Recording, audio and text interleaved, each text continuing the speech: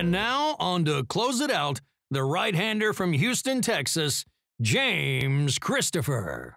So as we close it out, I want to talk a little bit about women. And no, I'm not referring to the opening track of Def Leppard's Hysteria, a band I get to see again in Houston in just a couple of months. See, we're starting to feel a little bit more normal. No, but I want to talk about women. You know, my mom is a strong woman who was the one who took me to baseball games and taught me the game of baseball, she and my grandfather. And I'm married to an incredibly strong woman who can do anything she wants to do, and she does it with determination and strength, but kindness and with compassion. And she lifts those around her up. It's really the best definition of a person. I had admittedly a small part in raising an incredibly strong woman.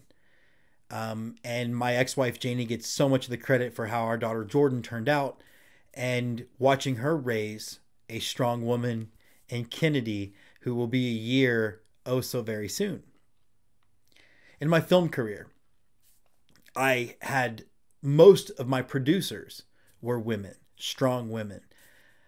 Grace Hathaway comes to mind. Emily Joseph comes to mind. Sonia Melendez comes to mind. Teresa Kelton comes to mind. So many incredibly strong women. I am actually one of a few guys who works for the Austin Revolution Film Festival. It's a festival I own, but the backbone of the festival is Emily and Jessica and Grace. They are strong women who honor me with their presence, teach me every day about all the things that I think are important as we move forward as a culture and a society. I celebrate women in sports on this show as often as I can. And it makes what happened with the women's basketball tournament all the more angering. It is disgusting. It is abhorrent.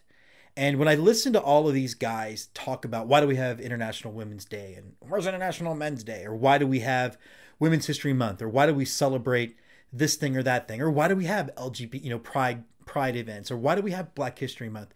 It's because there are still people on this planet who think it is okay to intentionally provide subpar facilities for female athletes over male athletes.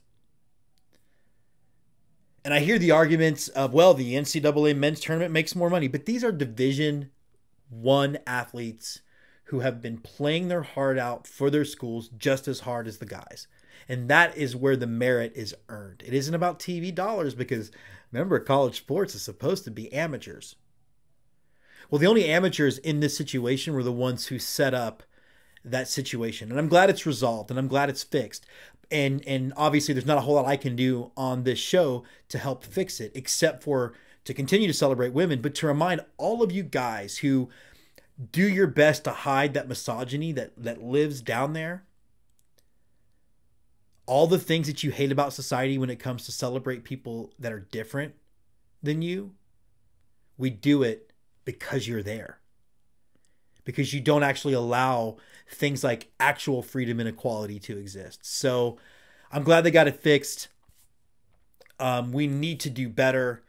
And I really hope we'll continue to do better. And I will always provide my voice, again, as meager as it is, and how little impact I really have. You know, I don't pretend to be something that I'm not, which will be a topic next week. I just hope that we do better. So I'm glad that it's getting fixed, but we need to be the change in the world that we want to see.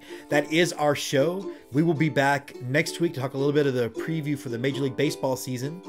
As we said with Eric, we feel like things are getting a little bit back to normal. So just stay positive, stay sane, stay safe, continue to enjoy your families, and look forward to the day when you too can hug all those people that you haven't seen in a year. So again, stay safe, stay sane, and let's get to